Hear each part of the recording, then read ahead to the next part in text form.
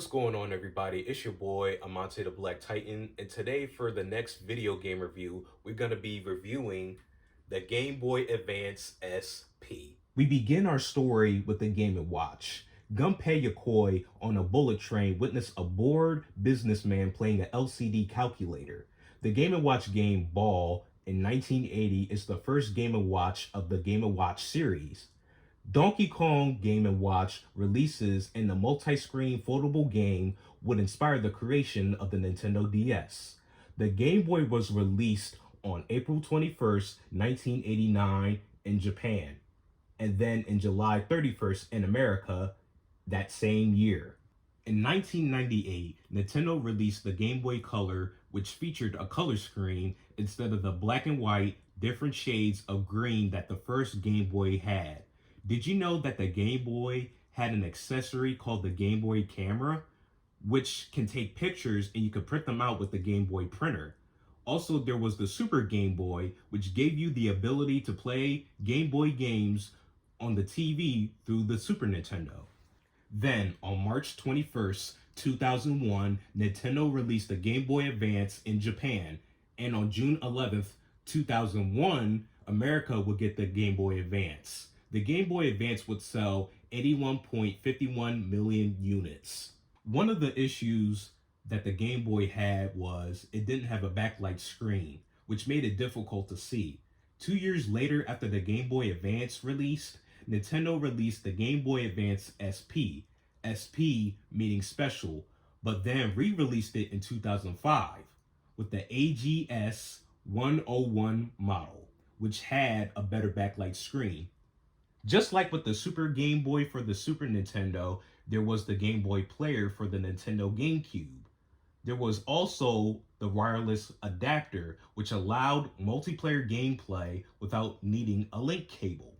Games such as Pac-Man Versus required a Game Boy Advance link cable to play. Here's a closer look at the Game Boy Advance SP. Don't mind the Incredibles sticker on there. So on the left side, we have the Game Boy Advance SP. This is the first model, which is the AGS 001 model. And then on the right side, we have the AGS 101 model. This is the one that has the better backlit screen.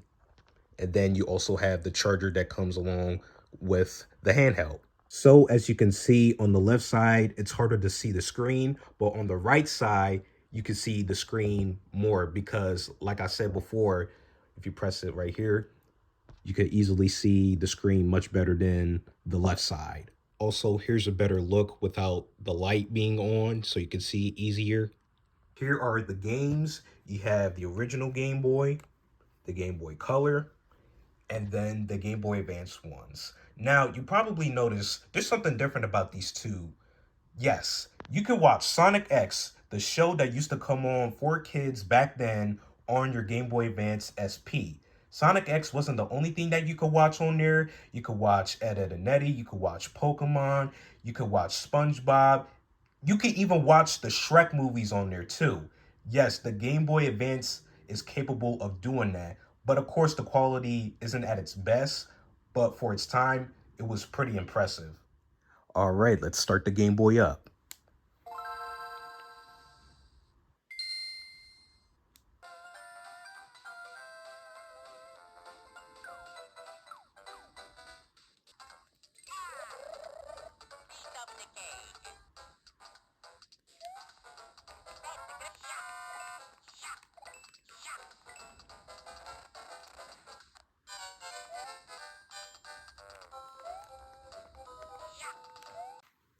The Game Boy Advance is also backwards compatible, which means, yes, you can play the original Game Boy games on the Game Boy Advance. And you can change the color.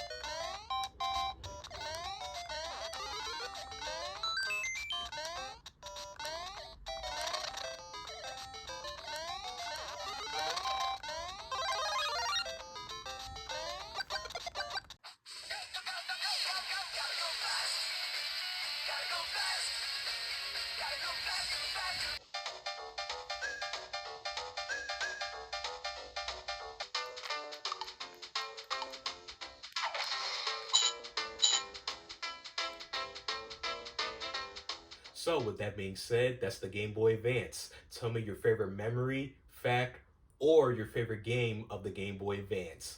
Like, share, and subscribe, and I'll see you soon. Later.